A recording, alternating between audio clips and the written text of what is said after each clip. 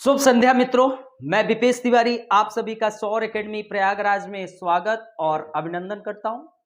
आशा करता हूं कि आप सभी लोग अच्छे, स्वस्थ एवं तंदुरुस्त होंगे और बहुत अच्छे तरीके से अपने आगामी परीक्षा की तैयारी कर रहे होंगे, राइट। तो दोस्तों, आप लोगों का समाजशास्त्र वैकल्पिक विषय में चर्चा किस पर चल रही है? सभी लोग कमेंट करें। तो वेबर पर। किस पर चल रही है? वेबर पर। और जो यह टॉपिक है वह यूनिट 4 से है। ठीक है, कहां से है? यूनिट 4। समाजशास्त्र के फर्स्ट पेपर को अगर आप वॉच करें तो सभी लोग सिलेबस को तो वॉच करते ही होंगे, ये तो मैं आपसे अपेक्षा कर ही सकता हूं। सिलेबस तो वॉच करते ही होंगे। तो दोस्तों, आपके कार्ल मार्क्स तो समाप्त हो चुके हैं। आज आपका मैक्स वेबर भी समाप्त हो जाएंगे। ठीक है, मैक्स वेबर, इनके जितने महत्वपूर्ण सिद्धांत थे उसकी हम लोगों ने आप लोगों से चर्चा कर ली। अब इसमें मैंने आपसे चर्चा क्या किया था? समाजशास्त्र की विषय वस्तु, वेबर द्वारा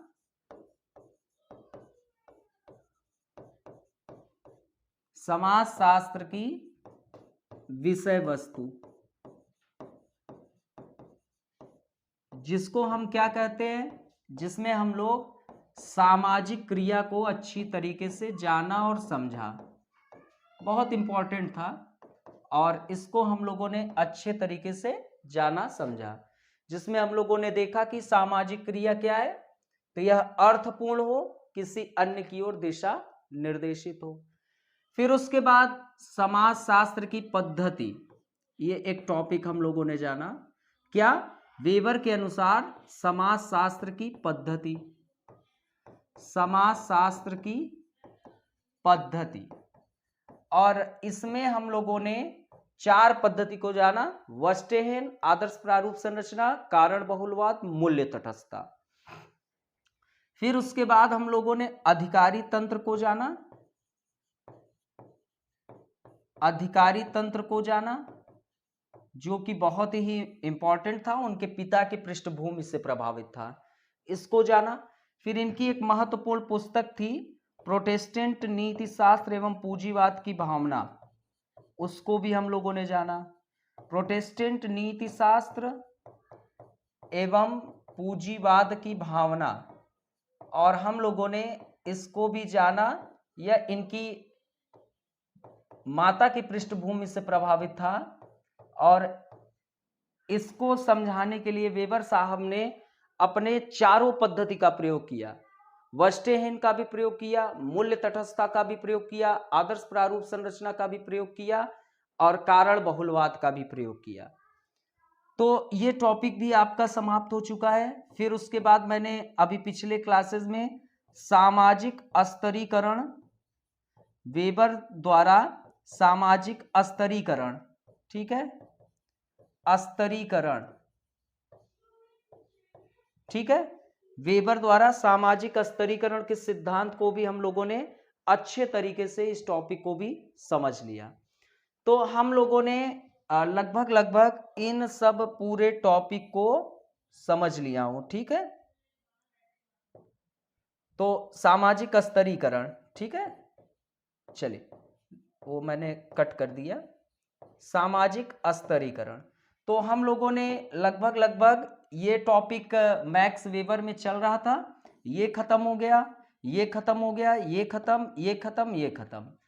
अब आज जो आप लोगों से चर्चा चलेगी वेबर द्वारा शक्ति एवं सत्ता, ठीक है। तो अब ये टॉपिक खत्म हुआ, ये 1 2 3 4 5। अब हम चलेंगे जो वेबर ने प्रतिपादित किया था शक्ति एवं सत्ता का सिद्धांत। ये अब आपका लास्ट टॉपिक है वेबर में। फिर उसके बाद आपके वेबर समाप्त हो जाएंगे।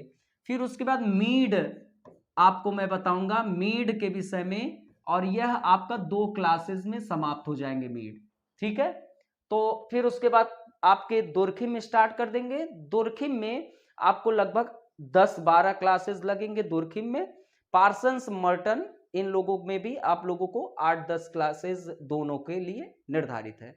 मतलब कि आपका क्या कहते हैं 12-15-20 उस क्लासेस में अब ये आपके पूरे थिंकर समाप्त हो जाएंगे। तो कार्ल मार्क्स खत्म, मैक्स वेबर खत्म और साथ में यूनिट फर्स्ट भी खत्म है। कुछ टॉपिक बचे उसको भी खत्म कर देंगे। तो यूनिट फर्स्ट यूनिट फोर्थ समाप्त होने के बाद आपके स्टार्ट कर देंगे यूनिट सेकेंड और यूनिट थर्ड। ठीक है, यूनिट थर्ड। तो यूनिट सेकेंड और थर्ड जैसे ही समाप्त होगा तो आपका 4 यूनिट कंप्लीट हो जाएगा। ठीक है, अब कुछ यूनिट जो है वह आपके क्या कहते हैं फर्स्ट और सेकेंड पेपर को जोड़कर किया गया है। ठीक है, मतलब कि उसके टॉपिक फर्स्ट और सेकेंड दोनों में मिलते हैं। तो जो फर्स्ट और सेकेंड पेपर में मिलते हैं उसको हम लोग एक ही स्थान पे कर लेंगे। ठीक है, तो वहां पर हम आपको बता देंगे कि यह टॉपिक जो है आपके सेकेंड पेपर में भी है और फर्स्ट पेपर में भी है। तो ये सब चीजें आप लोग ध्यान रखिएगा, जब मैं पढ़ाऊंगा तो आपको इन सब चीजों को बताते चलूंगा। ठीक है, यहां पर अब जैसे फर्स्ट पेपर और second paper, first and second paper दोनों में जैसे राजनीति एवं समाज कार्य एवं आर्थिक जीवन एक सेम टॉपिक है, तो वहां पर हम फर्स्ट और सेकंड को मर्ज करके आपको पढ़ा देंगे, तो वहां पर मुझे पढ़ाने की जरूरत नहीं पड़ेगी। तो धीरे धीरे हम लोग ऐसे ही प्रक्रियाओं से सिलेबस को इंड करते हुए आगे बढ़ेंगे। तो यहां तक किसी को कोई भी प्रॉब्लम हो तो मुझे कॉल जरूर कर लेना। आप लोग मेरे पेड बैच के स्टूडेंट हो तो आप लोग कभी भी मुझे कॉल कर सकते हैं और आपके सारी समस्याओं का निदान हो जाएगा। 8004020005।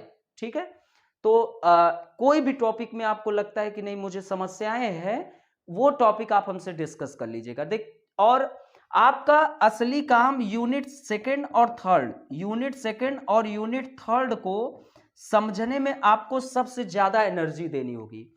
थिंकर तो आपको तैयार होना चाहिए, थिंकर आपके लिए बहुत महत्वपूर्ण है। थिंकर तो आपको तैयार होना चाहिए और मैं जहां तक आपको बताता चल रहा हूं आपको थिंकर की कोई समस्याएं उत्पन्न नहीं होगी। थिंकर में आपको हर एक चीजें बिल्कुल रट जाएंगी, ये मेरा आपसे प्रॉमिस है। यूनिट सेकंड और थर्ड को समझने के लिए थोड़ा सा आपको विवेक और साथ में आपके हिंदी शब्दकोश बहुत अच्छे होने चाहिए। थोड़ा इंटरेस्टिंग मैं इसको बनाऊंगा, इसकी चिंता आप मत करिएगा। बहुत रोचक और मजेदार से भरा हुआ मैं बना दूंगा, बस आप लोग थोड़ा सा धैर्यता का परिचय दीजिएगा। ठीक है, चलिए अब हम आते हैं अपने टॉपिक पर। तो वेबर द्वारा प्रतिपादित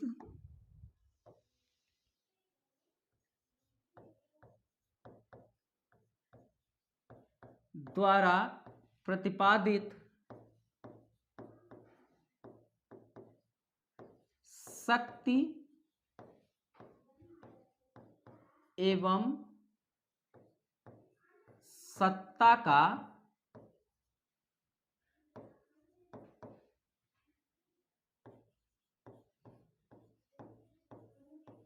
सिद्धांत।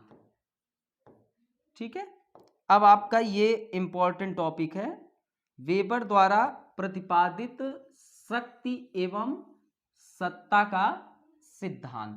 ठीक है, तो यह जो वेबर ने प्रतिपादित किया शक्ति एवं सत्ता का सिद्धांत, ठीक है, साथ में अधिकारी तंत्र जिसको मैं आप लोगों को बता भी चुका हूं। ठीक है, तो शक्ति सत्ता एवं अधिकारी तंत्र का सिद्धांत समाज शास्त्र में एक बहुत ही महत्वपूर्ण सिद्धांत के रूप में हम इस सिद्धांत को जानते हैं। इसने समाज शास्त्र में अपना एक बहुत महत्वपूर्ण योगदान दिया। ठीक है, तो ये जो वेबर द्वारा प्रतिपादित शक्ति सत्ता एवं जो आपका अधिकारी तंत्र जिसको मैंने आप लोगों से चर्चा कर चुका हूं, पढ़ा भी चुका हूं, इन सिद्धांतों ने समाज शास्त्र में अपना महत्वपूर्ण योगदान दिया है। ठीक है, इनका एक महत्वपूर्ण योगदान रहा है। ठीक है, अब ये जो शक्ति एवं सत्ता का सिद्धांत है और साथ में अधिकारी तंत्र, ये उनके पिता के पृष्ठभूमि से बहुत ज्यादा प्रभावित है। ठीक है, इनके पिताजी, आपको पता है कि इनके पिताजी क्या थे, इनके पिताजी एक ऑफिसर थे। ठीक है, तो आपको पता ही है कि पृष्ठभूमि जो है हमारे लेखनी में, हमारे आगे बढ़ने में कहीं ना कहीं कुछ हमारी पृष्ठभूमि प्रभावित होती है, वहीं पर हमारा वस्तुनिष्ठता, मूल्य तटस्थता, ये सब प्रक्रियाएं आती है। ठीक है, तो अधिकारी अब ये जो है उनके पिता के पृष्ठभूमि से प्रभावित रहा, ठीक है। इनका यह योगदान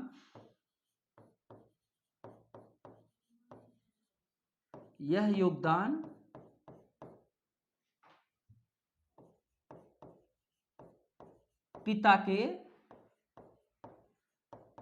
पृष्ठभूमि से प्रभावित रहा। परंतु वेबर साहब जो थे, वेबर ने ये जो शक्ति एवं सत्ता का सिद्धांत है, शक्ति एवं सत्ता का सिद्धांत,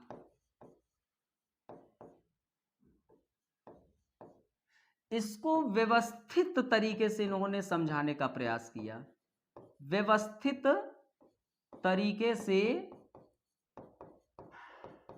समझाने का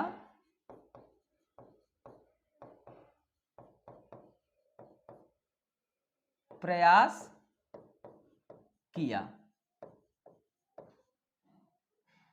ठीक है। तो सिंपल तरीके से वेबर ने जो अपना यह शक्ति एवं सत्ता का सिद्धांत प्रतिपादित किया, राइट, यह जो है समाजशास्त्र में उनका बहुत ही इंपॉर्टेंट योगदान रहा है। अब वेबर का यह जो योगदान आप देख रहे हैं वह उनके पिता के पृष्ठभूमि से प्रभावित रहा है। और वेबर साहब जो थे वो शक्ति एवं सत्ता को किस आधार पर समझाना चाहते थे, तो इस अवधारणा को वह बड़े व्यवस्थित तरीके से समझाने का प्रयास किया। अब आपके मन में प्रश्न आता होगा कि ये शक्ति और सत्ता क्या है, भाई प्रश्न उठेगा, हमको शक्ति एवं सत्ता को समझना होगा, ठीक है। तो अब हम लोग जानते हैं कि शक्ति को परिभाषित करते हुए वेबर ने क्या कहा। तो शक्ति को परिभाषित करते हुए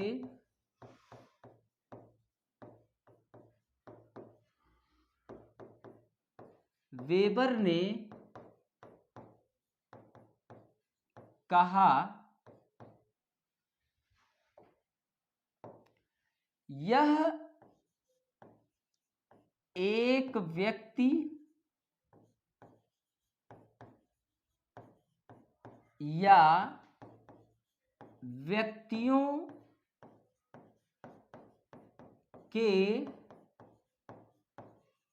समूह की वह क्षमता है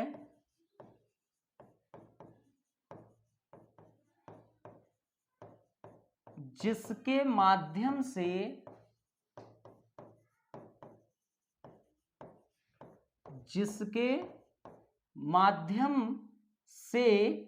किसी सामाजिक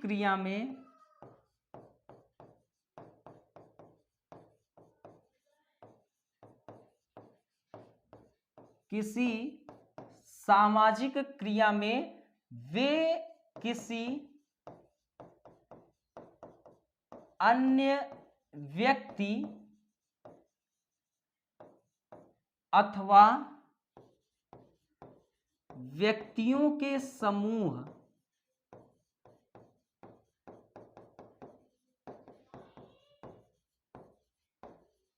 के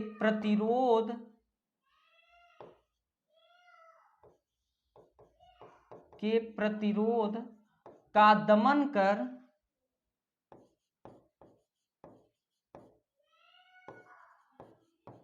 उन्हें अपने इच्छानुसार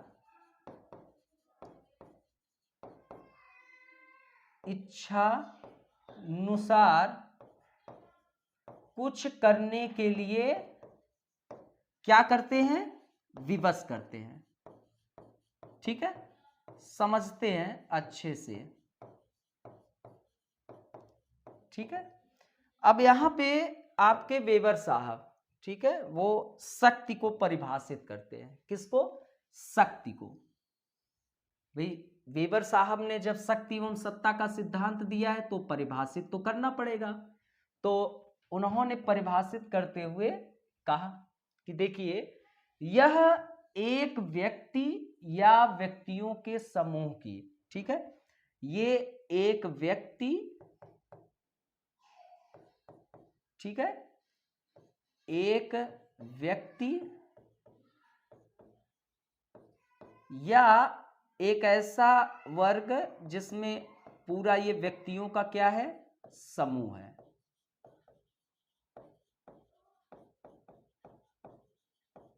ठीक है, जिसके माध्यम से किसी सामाजिक क्रिया में, ठीक है, अब इसके, ठीक है, या अब इसके माध्यम से मान लीजिए कि कोई क्या है, सामाजिक क्रिया है, कोई सामाजिक क्रिया।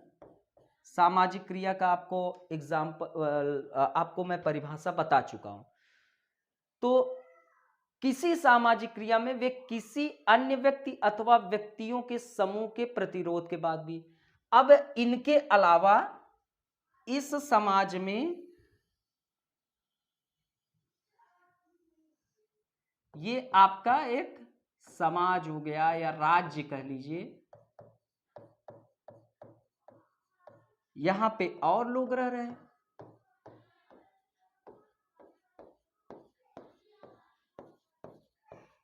ठीक है,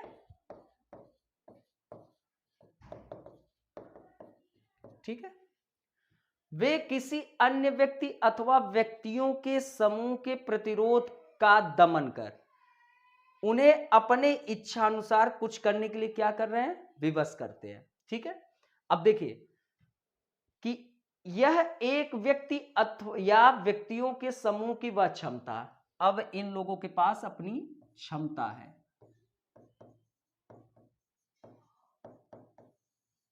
ठीक है, जिसके माध्यम से किसी भी सामाजिक क्रिया में, सामाजिक क्रिया कोई भी हो, कोई भी, कोई भी, ठीक है, बस वह अर्थपूर्ण हो, किसी अन्य की ओर दिशा निर्देशित हो।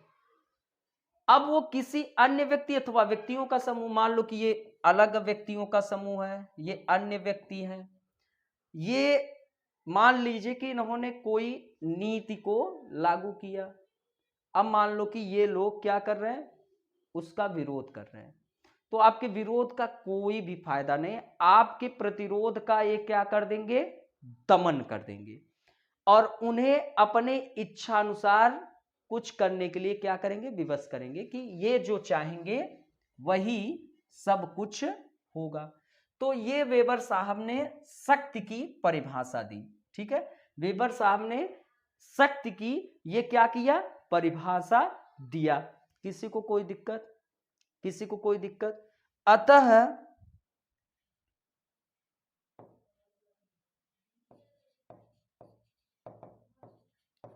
वेबर के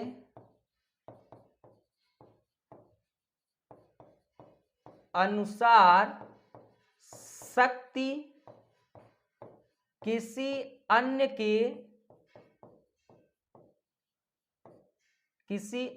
के गतिरोध के दमन की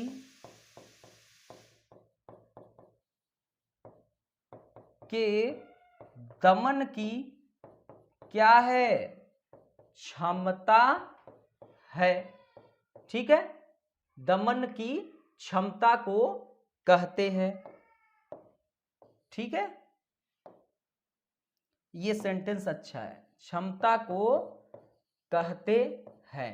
यहां तक किसी को ठीक है, तो यहां तक किसी को कोई प्रॉब्लम हो तो कमेंट करें।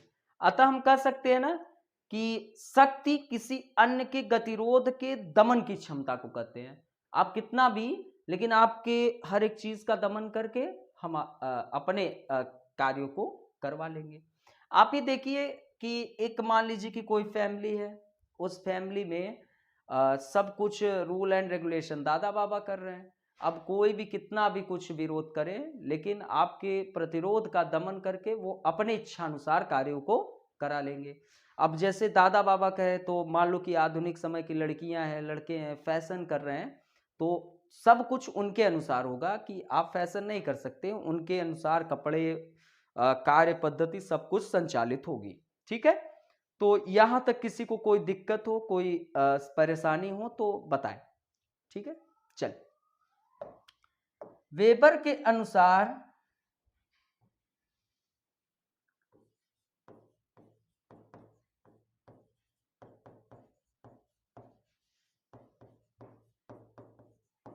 शक्ति का प्रयोग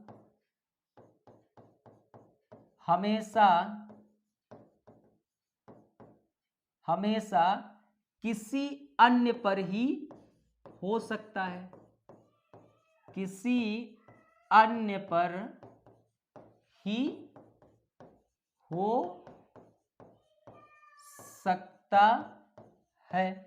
अतः शक्ति का प्रयोग एकांत में संभव नहीं है।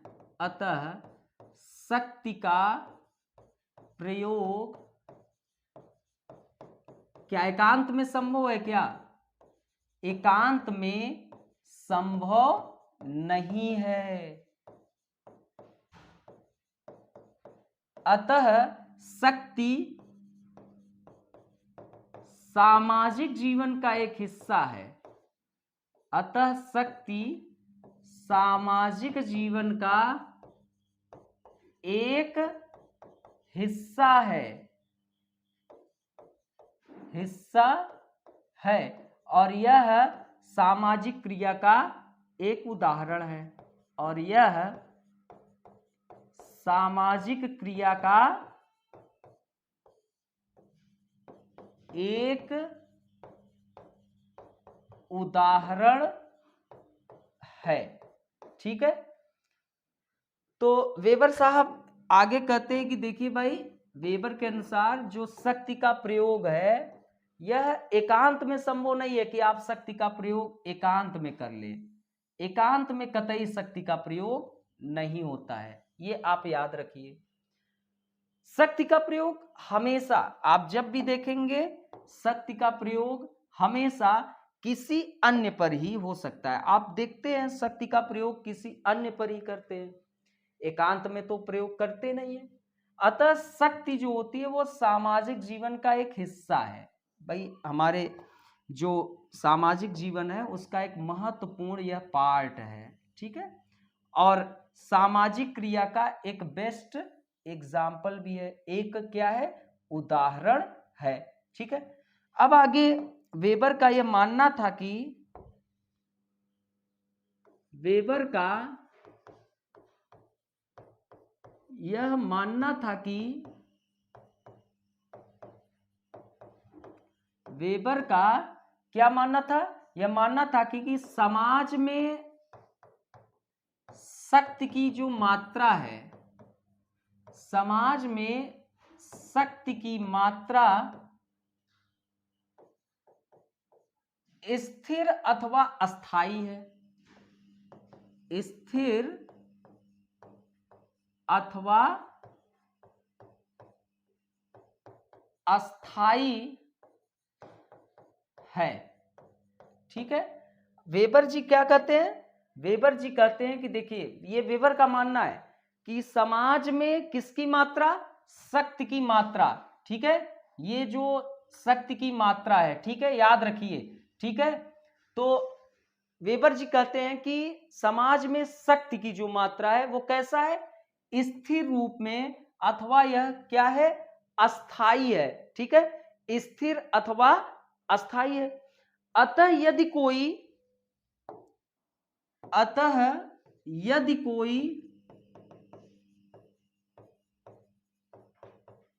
शक्तिशाली बनता है, शक्तिशाली बनता है, तो यह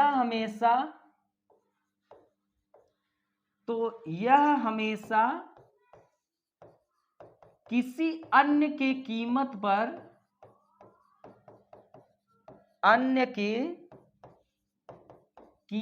पर ही संभव है।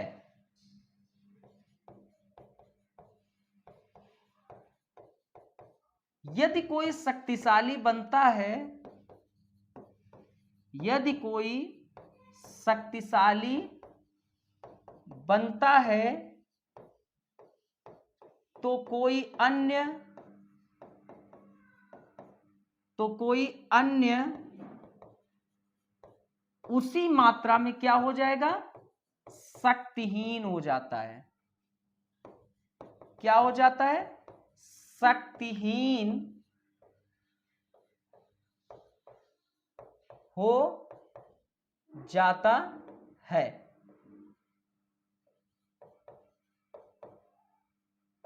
ठीक है, उसी मात्रा में क्या हो जाता है, शक्तिहीन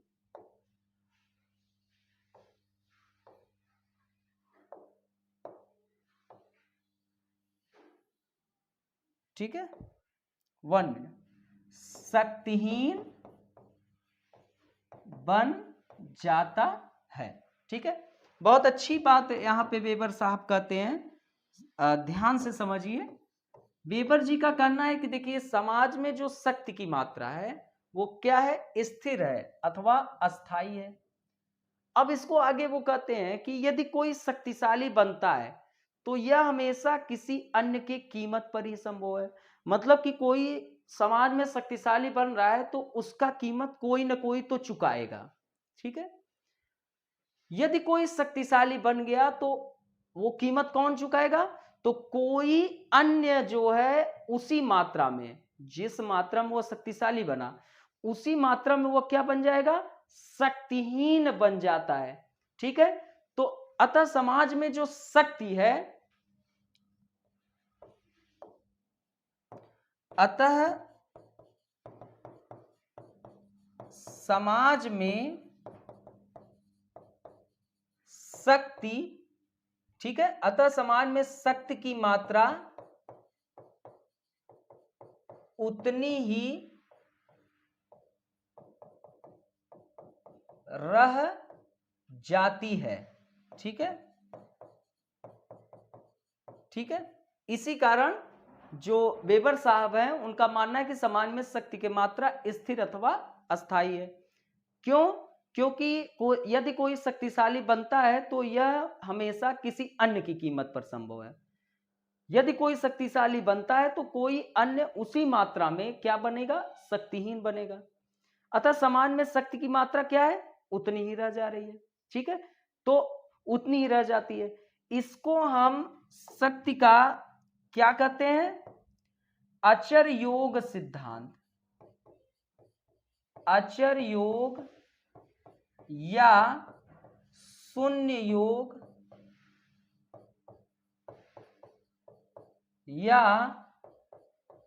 संघर्षवादी, ठीक है, संघर्षवादी,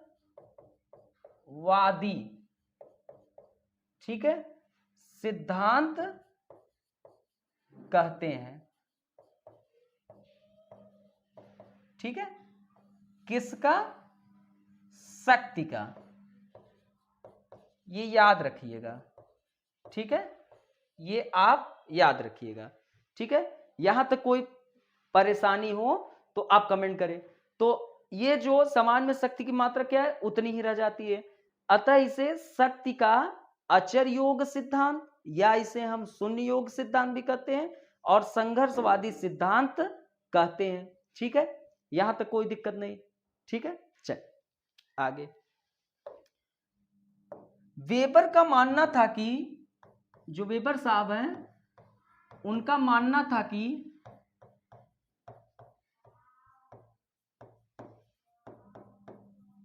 शक्ति किस पर आधारित होती है, शक्ति बल पर।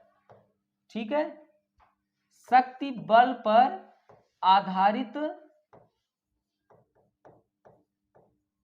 होते हैं।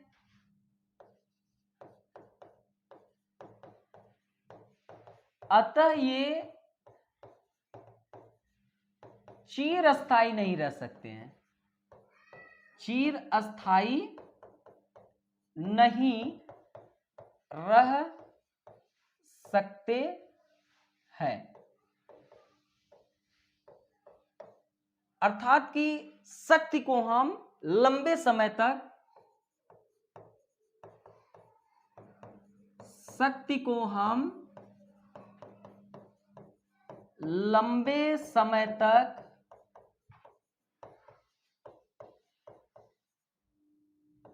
स्थापित रखने के उद्देश्य से इसे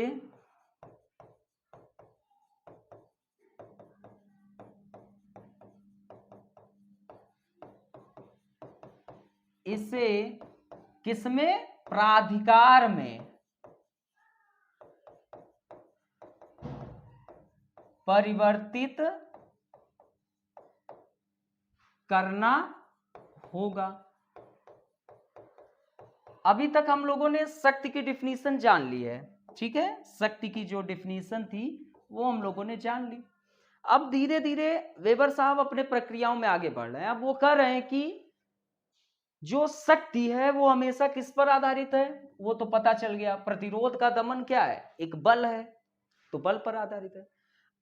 लेकिन ये चिरस्थायी नहीं रह सकता है कि लंबे समय तक आप चाह रहे हैं कि ये विद्यमान रहे, अर्थात कि शक्ति को हम लंबे समय तक स्थापित नहीं रख पाएंगे। लेकिन लंबे समय तक अगर स्थापित रखना है तो उसके उद्देश्य से इस शक्ति को किस में परिवर्तित करना होगा, प्राधिकार में इसे हमें क्या करना होगा, परिवर्तित करना होगा। ठीक है, तो वेबर के अनुसार बहुत वो अच्छी बात कहते हैं, वेबर के अनुसार वैधानिक शक्ति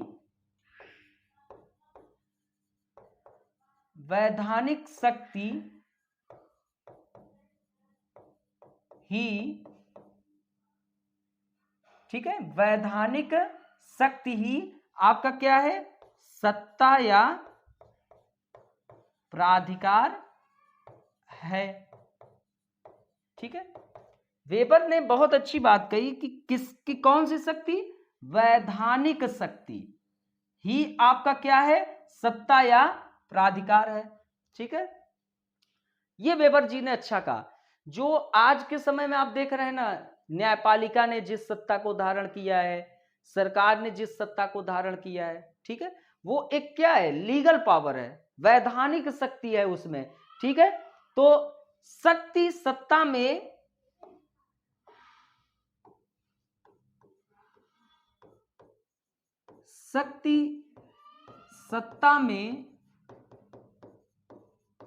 तब परिवर्तित, शक्ति जो है सत्ता में तब परिवर्तित होती है, अर्थात वैधानिक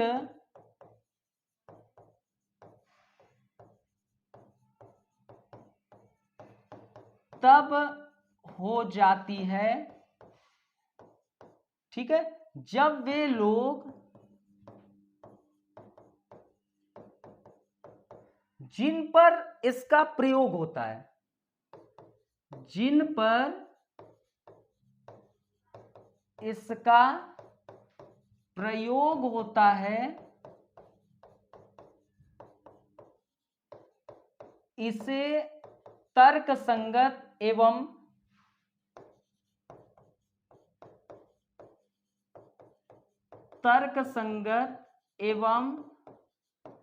न्यायोचित, बहुत अच्छी बात है, एवं न्यायोचित मान लेते हैं। समझा रहे? अतः सत्ता के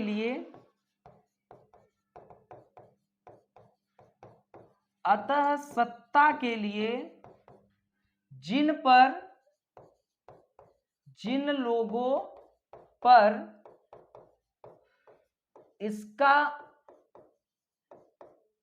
प्रयोग होता है,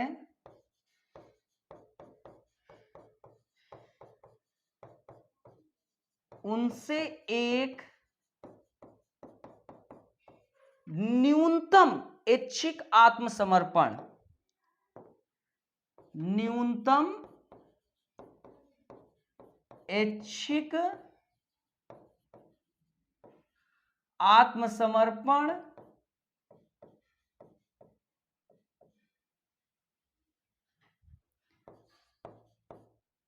आत्मसमर्पण अपेक्षित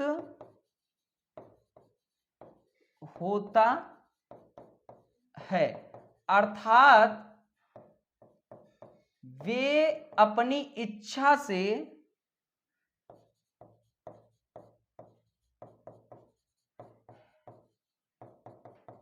अपने अधिकार, ठीक है, अपने अधिकारों का आत्मसमर्पण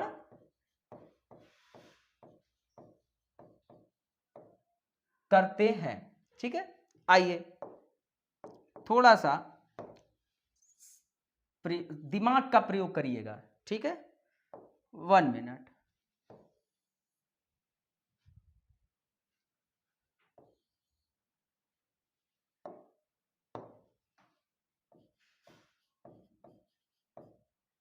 ठीक है, अब वेबर कहते हैं कि अभी तो ये जाना कि वैधानिक शक्ति को हम क्या कहते हैं, सत्ता या प्राधिकार। तो वेबर ने कहा कि शक्ति सत्ता में कैसे परिवर्तित होगी, तो यह सत्ता में तभी परिवर्तित होती है, अर्थात वैधानिक लीगल, ठीक है, कानूनी रूप से तब होती है जब वे लोग जिन पर इसका क्या हो रहा है, प्रयोग होता है। ठीक है, ठीक है, जिन पर इसका क्या होगा, प्रयोग होगा, मतलब कि अन्य लोग जो है इसे तर्कसंगत एवं न्यायोचित मान लेते हैं। मतलब कि जैसे फंडामेंटल राइट्स है, डायरेक्ट टू प्रिंसिपल्स है, हमारी न्यायपालिका है, हम लोगों ने इसको तर्कसंगत एवं न्यायोचित माना है तो प्रयोग हमारे ऊपर है कि नहीं, सभी लोग सोचिए। तो शक्ति सत्ता में तब परिवर्तित होती है, अर्थात कि वैधानिक कैसे हो जाएगी भाई, आपके मन मस्तिष्क में तो ये प्रश्न उठेगा ही, उठेगा कि नहीं, है ना। आपको ये पता है कि वैधानिक शक्ति ही सत्ता या प्राधिकार कहलाती है। तो ये जो शक्ति सत्ता में कैसे परिवर्तित हो गई, तो इसके पीछे क्या कारण है, वैधानिक, है ना। तो जब वे लोग जिन पर इसका क्या हो रहा है, प्रयोग हो रहा है, इसे उन्होंने जैसे फंडामेंटल राइट, न्यायपालिका, आपके विधायिका, कार्यपालिका, इस सब चीजों को तर्कसंगत और न्यायोचित मान लिए। अतः सत्ता के लिए जिन लोगों पर इसका प्रयोग होता है, जो जैसे हम लोगों के ऊपर क्या हो रहा है, प्रयोग हो रहा है, उनसे एक न्यूनतम ऐच्छिक आत्मसमर्पण अपेक्षित होता है, अर्थात वे अपनी इच्छा से अपने अधिकारों का क्या किए हैं, आत्मसमर्पण करते हैं। ठीक है, अतः एक न्यायाधीश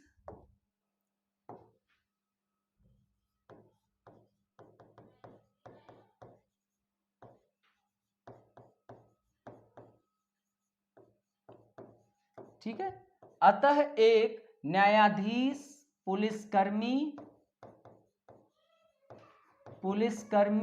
एक पीएम,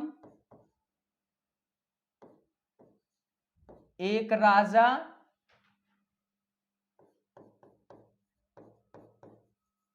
अभिभावक क्या रखते हैं, शक्ति की सत्ता, तो सत्ता रखते हैं, न कि शक्ति। ठीक है, ठीक है। तो ये अब वेबर साहब आगे कहते हैं कि अतः जो एक न्यायाधीश, जो पुलिसकर्मी, आपको पुलिसकर्मी एक वैधानिक नियमों के ही तहत, ठीक है, तो उसके तहत कार्य करेगा, एक पीएम, एक राजा, अभिभावक, ये सब अपने पास शक्ति रखते हैं, न कि शक्ति को। यहां तक किसी को कोई दिक्कत हो तो कमेंट करें। ठीक है, ठीक है, अब आगे, जिस प्रकार सत्ता जो है स्थापित होती है, स्थापित होती है, उस आधार पर वेबर ने सत्ता को 3 प्रारूपों में वर्गीकृत किया। वेबर ने सत्ता को 3 प्रारूपों में क्या किया? वर्गीकृत किया। ठीक है, और ये तीनों ही एक दूसरे से क्या कर रहे हैं? ये तीनों ही एक दूसरे से, ठीक है, ये तीनों ही एक दूसरे से, ठीक है, 1 मिनट, 1 मिनट, थोड़ा एक फोन है। जिस प्रकार सत्ता क्या होती है? स्थापित होती है, उस आधार पर वेबर ने सत्ता को कितने प्रारूपों में वर्गीकृत किया? 3। और ये तीनों ही किससे? एक दूसरे से, ये जो तीनों है किससे? एक दूसरे से अनुपालन, अनुपालन, संरचना एवं कार्यप्रणाली के आधार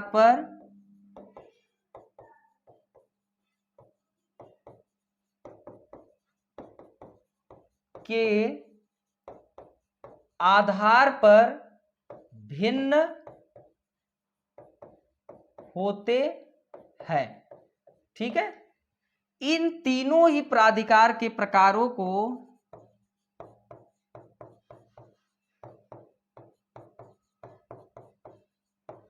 प्राधिकार के प्रकारों को वेबर ने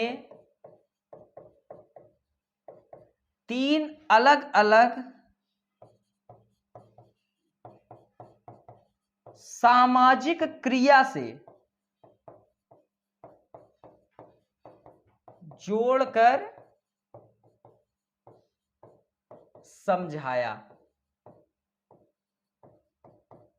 ठीक है, वो आपके 3 प्राधिकार कौन कौन से हैं? किसी को पता है? ठीक है, कौन कौन से हैं? एक परंपरागत सत्ता, एक करिश्माई सत्ता, एक तार्किक विधिक सत्ता।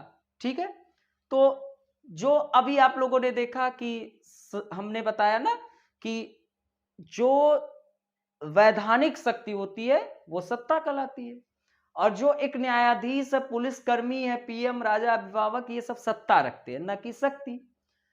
अब जिस प्रकार सत्ता स्थापित होती है, उस आधार पर वेबर ने सत्ता के 3 प्रारूपों में वर्गीकृत किया। सत्ता को 3 पार्ट में, एक आपका परंपरागत सत्ता, तार्किक विधिक सत्ता, करिश्माई सत्ता, और ये तीनों ही एक दूसरे से, ठीक है, अर्थात कि परंपरागत सत्ता हुआ, करिश्माई सत्ता हुआ, तार्किक विधिक सत्ता, एक दूसरे से अनुपालन, संरचना एवं कार्यप्रणाली के आधार पर भिन्न है, अलग अलग है, एक ना समझिए।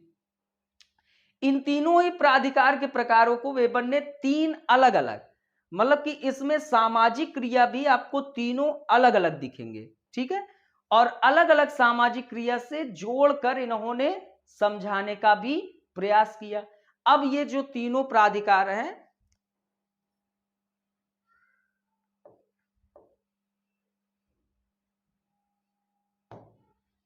तीन प्राधिकार कौन कौन से हैं?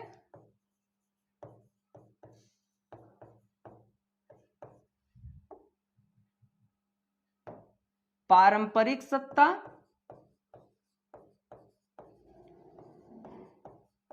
पहला कौन सा है?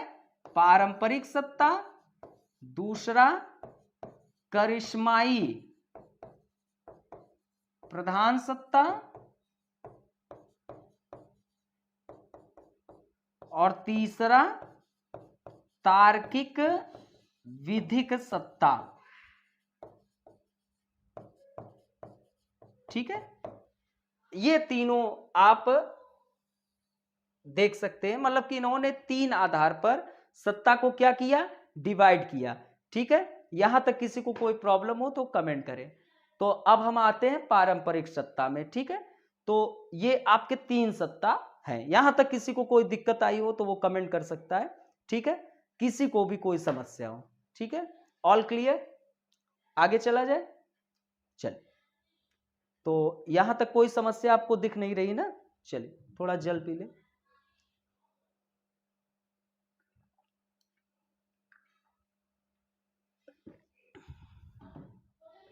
चल,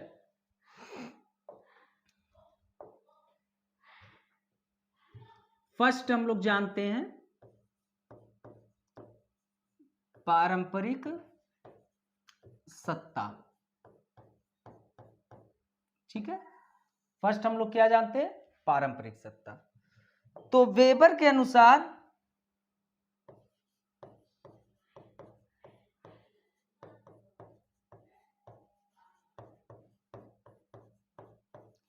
पारंपरिक सत्ता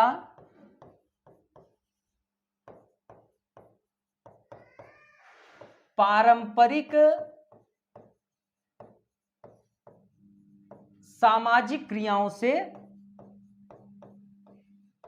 संबंधित है। शब्द से ही स्पष्ट हो रहा है, सामाजिक क्रियाओं से क्या है, संबंधित है। ठीक है, तो वेबर जी बहुत अच्छी बात करते हैं। अब आपको मैंने बताया कि तीनों को इन्होंने अलग अलग सामाजिक क्रिया से जोड़कर समझाने का प्रयास किया है। ठीक है, तो फर्स्ट पारंपरिक सत्ता में वेबर के अनुसार जो पारंपरिक सत्ता है यह पारंपरिक सामाजिक क्रिया से संबंधित है। ठीक है, किससे, पारंपरिक सामाजिक क्रिया से। ठीक है, क्या है, संबंधित है। ठीक है, तो यह एक पारंपरिक समाज का चरित्र होगा कि नहीं? तो यह एक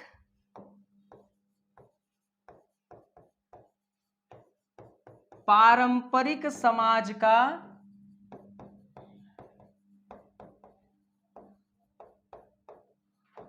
यह एक पारंपरिक समाज का चरित्र है।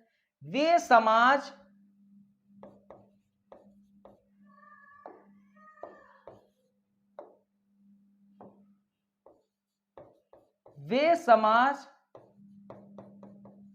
जिन लोगों ने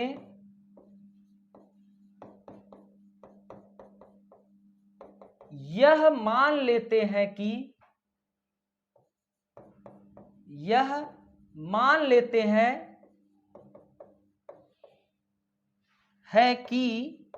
अतीत हमारा क्या है, चिरस्थायी है। अतीत चिरस्थायी है, एवं अतीत हमारा कैसा है, चिरस्थायी है। ठीक है, एवं यह निरंतर उपस्थित रहना चाहिए।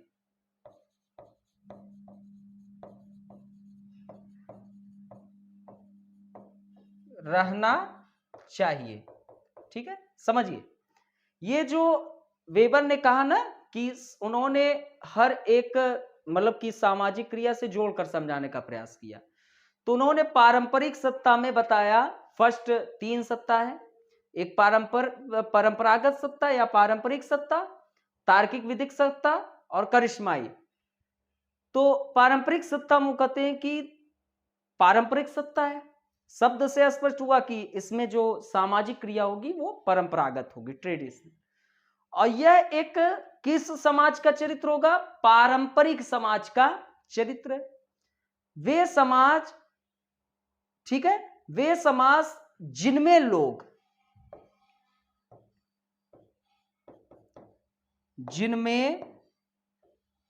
ठीक है, वे समाज जिनमें लोगों ने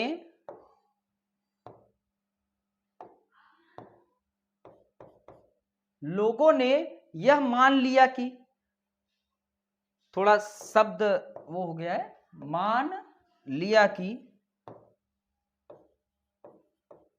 ठीक है, मान लिया कि। तो अब देखिए, यह एक पारंपरिक समाज का चरित्र है।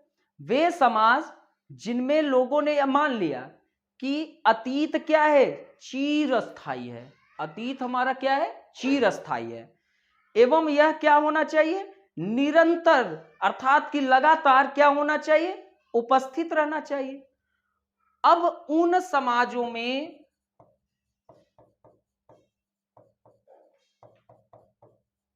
समाजों में पारंपरिक सत्ता कायम रहती है।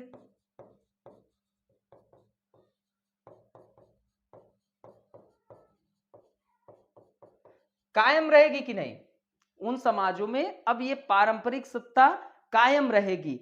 और यह मतलब कि यह अब इस सत्ता का अनुपालन जो है ना, पीढ़ी दर पीढ़ी ट्रांसफर भी होता रहेगा। तो वे समाज जिनमें मतलब कि ये आपका मान लो कि समाज है, ठीक है, अब इस समाज में लोगों ने मान ही लिया है कि अतीत क्या है, चिरस्थायी है, ठीक है, इसे समाप्त नहीं किया जा सकता, ये लंबे समय तक उपस्थित, और ये निरंतर मतलब कि लगातार उपस्थित रहना चाहिए। उन समाजों में पारंपरिक सत्ता क्या रहती है, कायम रहती है, और ऐसी सत्ता का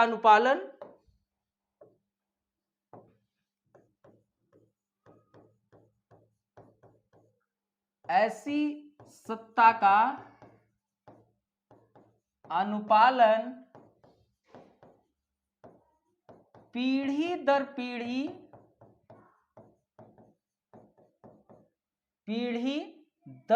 पीढ़ी निरंतर होता है।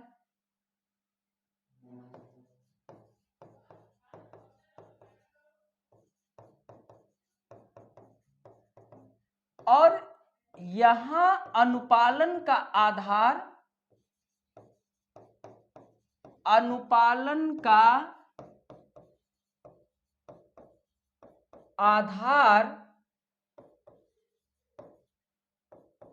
ही क्या होती है, परंपराएं या प्रथाएं होती है।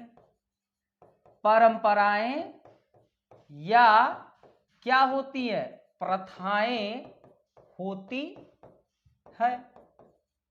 लोग यह मान लेते हैं कि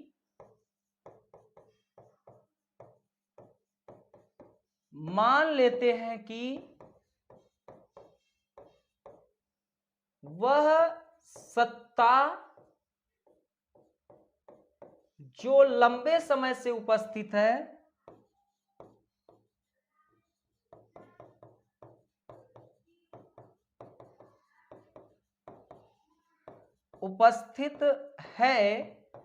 भविष्य में भी उपस्थित रहना चाहिए। मतलब कि ये इनके दिल में रचा बसा रहता है, ये अपने अतीत से बड़ा प्रेम करते हैं। अब ये जो सत्ता का अनुपालन है, ये पीढ़ी दर पीढ़ी, जैसे मान लीजिए कि मेरे दादा बाबा ने जन्माष्टमी को बड़े धूमधाम से मनाते हैं, अब उसके बाद उनके बेटे, अब उनके बेटे के बाद मेरा नंबर, तो ये क्या हो रहा है, पीढ़ी दर पीढ़ी आपका क्या हो रहा है, निरंतरता कायम है। और यहां अनुपालन का आधार क्या है, परंपराएं और प्रथाएं, जो लोगों के अंदर क्या हो गई है, रच बस गई है, वो इससे अपने आप को अलग नहीं महसूस कर रहे। अगर अलग हो गए तो जैसे अलगाववाद का उनके अंदर स्थिति, जनजाति लोगों को आप देखते हैं, लोग यहां मान लेते हैं कि वह सत्ता जो लंबे समय से मतलब कि लंबे समय से उपस्थित है, वो भविष्य में भी उपस्थित रहे, चिरस्थायी रहे, निरंतर उपस्थित रहे, तो उपस्थित रहने चाहिए।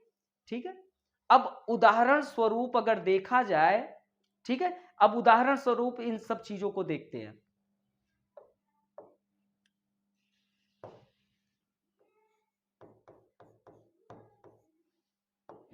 एक सम्राट का अनुशासन,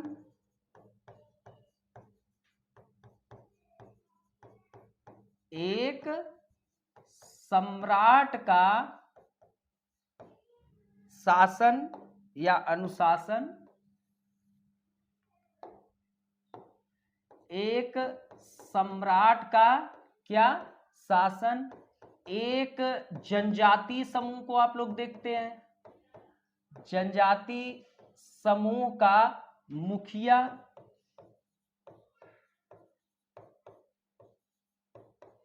समूह का मुखिया एवं पितृसत्ता, पितृसत्ता ईटीसी। इसमें क्या आपको सत्ता का स्वरूप स्पष्ट होता दिखाई दे रहा है? तो यहां पर सत्ता का स्वरूप स्पष्ट नहीं है, सत्ता का स्वरूप स्पष्ट नहीं है। इसमें क्या अधिकारियों का कोई स्पष्ट अधिक्रम दिख रहा है? तो इसमें अधिकारियों का स्पष्ट अधिक्रम नहीं है, स्पष्ट अधिक्रम नहीं होता। एक सम्राट के शासन में भी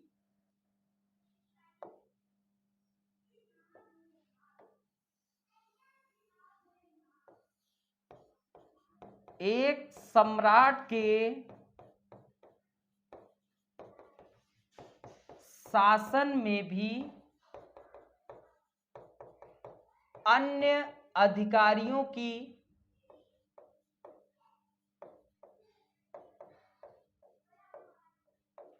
नियुक्ति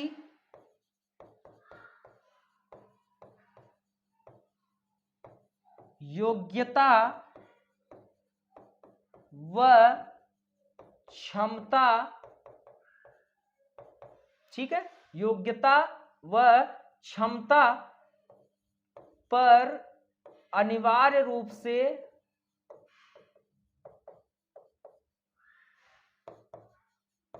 आधारित नहीं होती।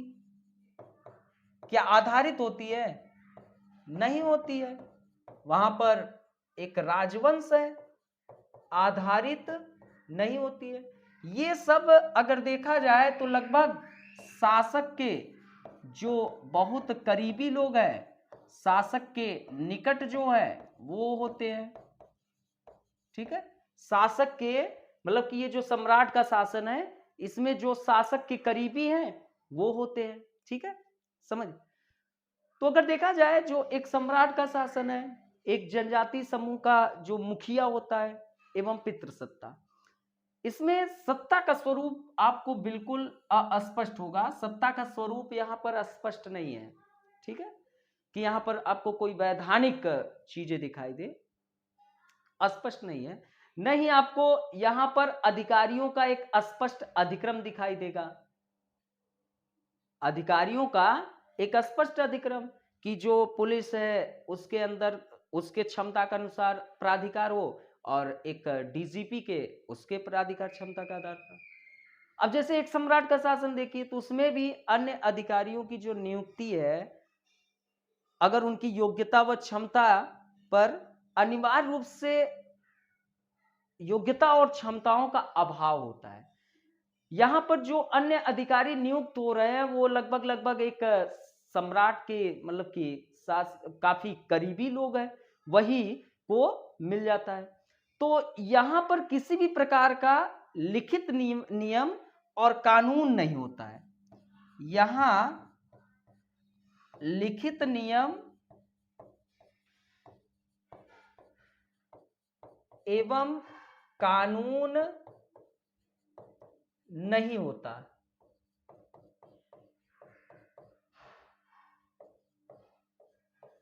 तो जो शासक है, अब ये शासक अपनी इच्छा के अनुसार कुछ भी कर सकता है। भाई अब ये अपनी इच्छा अनुसार ही जो इसका मन में आएगा। तो एक सम्राट के शासन में क्या होगा, शासक जो है अपनी इच्छानुसार अपने अधिकार का क्या करेगा, प्रयोग करेगा, अपने अधिकार का प्रयोग करेगा, उसकी मर्जी। करेगा कि नहीं भाई, यही तो देखने को मिलता है, यही देखने को मिलता है। तो हम यह कह सकते हैं कि उसके सत्ता में कोई भी किसी भी प्रकार की सीमा नहीं देखने को मिलेगी, कि कोई सीमा यहां पर मौजूद है। तो हमने आपको पारंपरिक सत्ता का एक एग्जाम्पल दिया, जिसमें एक सम्राट का शासन हो, एक जनजाति समूह का मुखिया हो, या पितृतंत्र हो, ठीक है, जो पुरुष प्रधान समाज आप लोग देखते हैं। यहां पर सत्ता का स्वरूप स्पष्ट ही नहीं है। पुरुष प्रधान समाज में पुरुष श्रेष्ठ है, महिलाहीन है, थर्ड जेंडर तो उसका तो उस वक्त नामो निशान ही नहीं था। नहीं, यहां पर आपको इन सब जगह पे अधिकारियों का स्पष्ट अधिक्रम दिखाई देगा। अब जैसे एक सम्राट के शासन में भी जिन अधिकारियों की नियुक्ति हो रही है, उनकी योग्यता और क्षमता का कोई मोल ही नहीं है। वहां पर वही सम्राट या शासक बन रहा है जो शासक के बहुत करीबी है। अब यहां पर शासक के निकट वालों को हो रहा है, तो ये सम्राट के शासन में ये अपने इच्छानुसार अपने अधिकारों का प्रयोग करेगा। यहां कोई आपको किसी भी प्रकार का लिखित नियम एवं कानून का बिल्कुल अभाव दिखेगा। तो हम यह कह सकते हैं कि उसके सत्ता में कोई सीमा होती ही नहीं है, कोई सीमा नहीं, कोई, ठीक है, सीमा नहीं होती। ठीक, चलिए, अब ये टॉपिक आपका मैंने परंपरागत सत्ता पढ़ा दिया।